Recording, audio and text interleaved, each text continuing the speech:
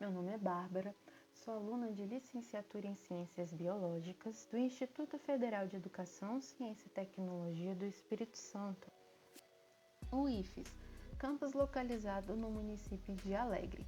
Dentro da disciplina de micro-organismos, falaremos um pouco sobre as algas.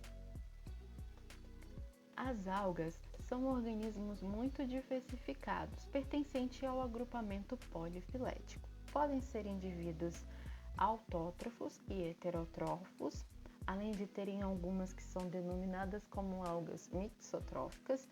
No entanto, a maioria é fotossintetizante. São definidos como corpos clorofilados, além de possuírem outros pigmentos acessórios.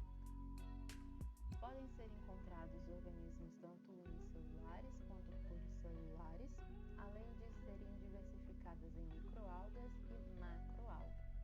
São indivíduos talófitos, são conhecidos como indivíduos talófitos, que são aqueles que não possuem tecido diferenciado. Além disso, também não possuem folhas verdadeiras, nem raízes e nem caule. Muitas das classificações determinam o grupo das algas como pertencente ao reino dos protistas, que são aqueles que normalmente são representados pelos protozoários, como podemos ver aqui.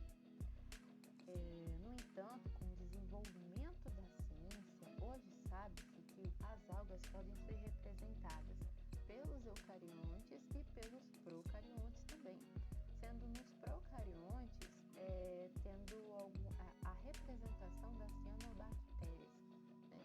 São as algas azuis.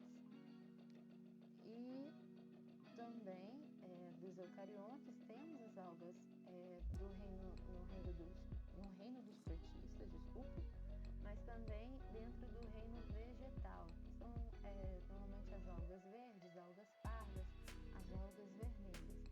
Podemos ver essa diversificação. As algas podem ocorrer tanto em ambiente aquático, né, sendo marinho ou dulcícola, em ambientes terrestres, podendo estar na forma livre ou em simbiose com outros indivíduos.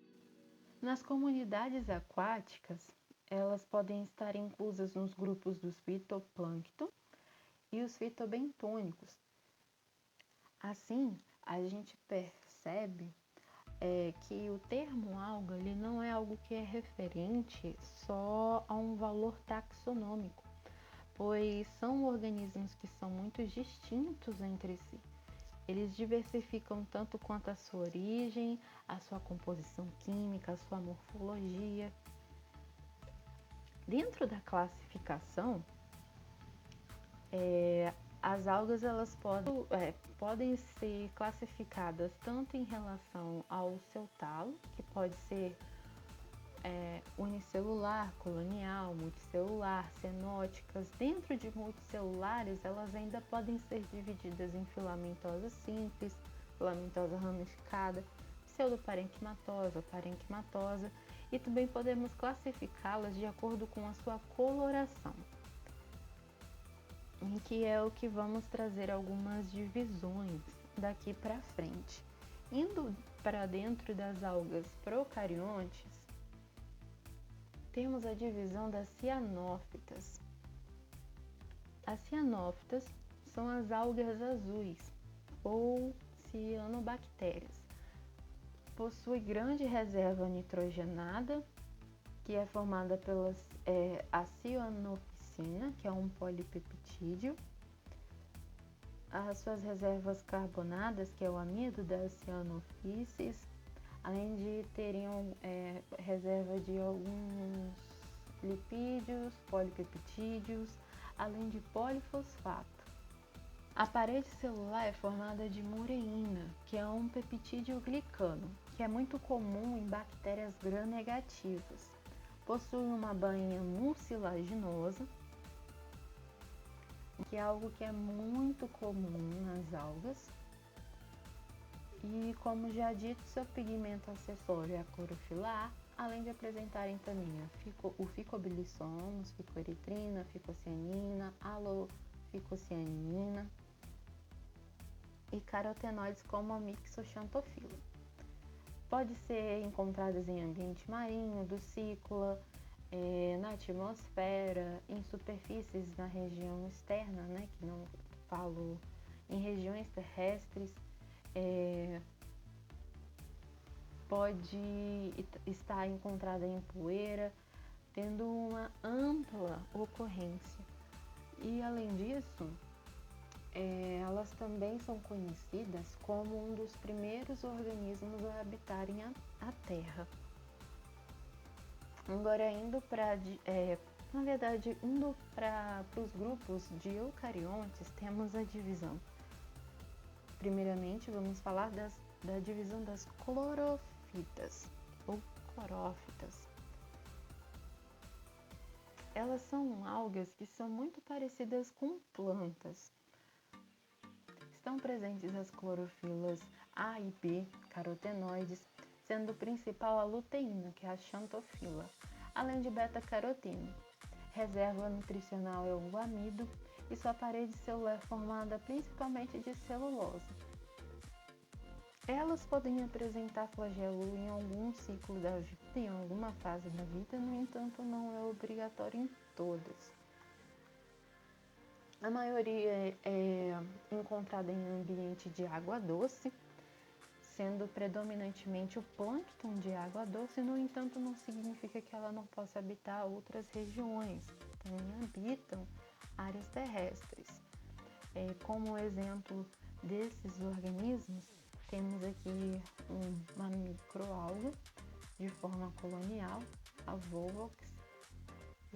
Elas são de água doce, tem essas estruturazinhas bonitinhas aqui. Podem ser unicelulares, colonial, filamentosa, parenquimatosa. São distribuídas em 4 classes e é um dos grupos que são bastante diversificados, tanto na sua morfologia quanto na classificação. Agora indo para a divisão das euglenozoas. Possui a clorofila A e B, xanthophylla, né, carotenos, a reserva é o paramilo. A parede celular, que no caso, diferente das outras algas, é que ela é ausente. No entanto, dentro da membrana plasmática, no interior de sua membrana plasmática, ela possui uma película proteica que é organizada de forma espiralada, que se encontra ao redor do seu citoplasma. Possuem flagelos, né, de 1 a 2 flagelos, e normalmente são algas verdes flageladas, né, podendo estar em ambiente tanto marinho quanto de água doce. No entanto, mesmo podendo ser fotossintetizantes, elas são espécies mixotróficas, que são aquelas que podem ser tanto autótrofos quanto heterótrofos, mas tudo depende da condição do ambiente, que quando elas não estão encontradas em um ambiente de luz favorável, elas são levadas na busca de matéria orgânica, no caso. Ela é uma classe pequena, na verdade é uma divisão pequena que é representada apenas por uma classe, que é das Euglenophyces. Agora, indo para as algas pardas, na divisão das feófitas.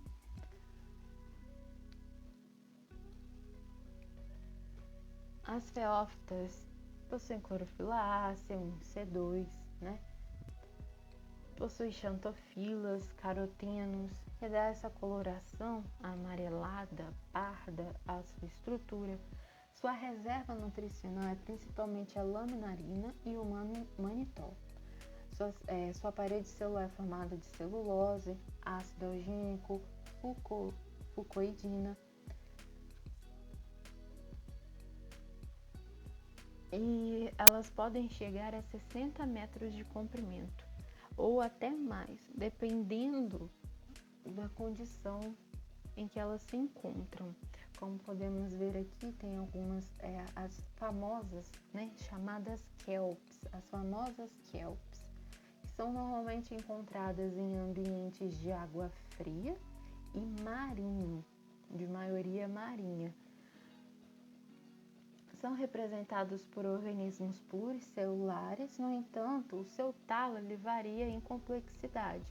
Ele pode ser de filamento simples, pode ter agregações filamentosas ramificadas, pode ser parenquimatosas e pseudoparenquimatosas. Agora, na divisão das bacilariófitas ou diatomáceas, essa estrutura bonitinha,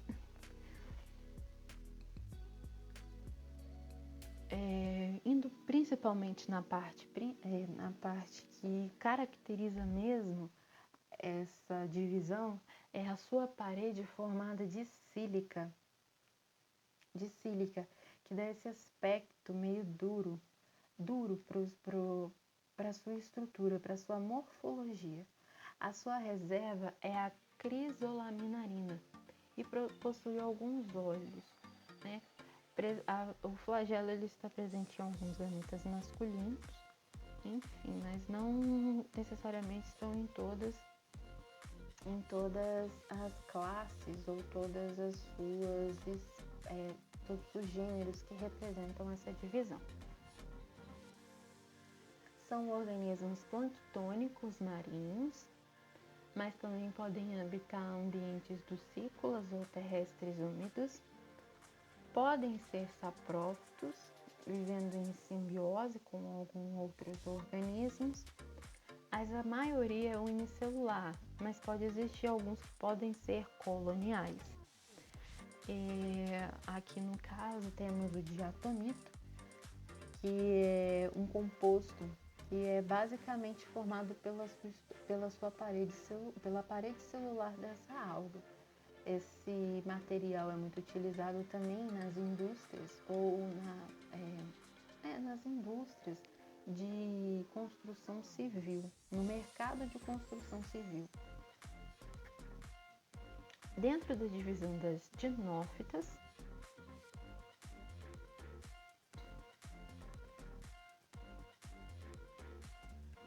indo para o seu ponto principal, é que além da clorofila e do beta-caroteno, xantofila, a sua reserva nutricional é formada de amido também. No entanto, a sua parede celular, quando ela está presente, ela é composta de celulose. E ela tem a presença de 2 flagelos. São unicelulares, biflageladas, ocorrendo de forma planctônica marinha, mas podem estar em ambientes de água doce também. Agora a última divisão, a divisão das rodófitas, que são as algas vermelhas. As algas vermelhas, sua reserva nutricional é o amido das florídeas. Sua parede celular, o que é bastante importante, é que ela é formada de celulose, além da celulose é formada de agar e carragenana.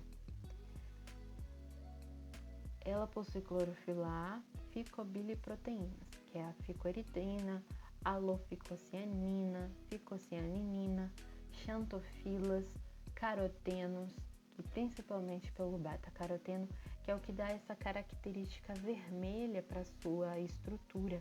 O estudo, na verdade, das algas é algo muito importante, pois elas possuem muitas propriedades e muitas formas que podem ser benéficas para nós, podem ser benéficas e até mesmo sustentáveis.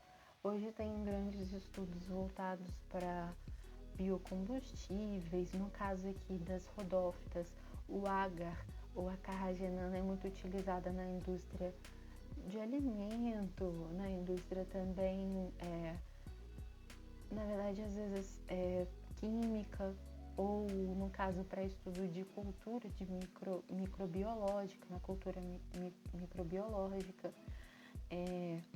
Existem também, no caso das diatomáceas ou as bacilariófitas, que é usada para construção civil, além também, no caso de algumas outras algas que são presentes na divisão das clorófitas e das faiófitas, ou algas pardas e algas verdes, na questão da área de alimentos também, tendo então uma grande diversificação. Daqui então eu agradeço pela atenção e obrigada.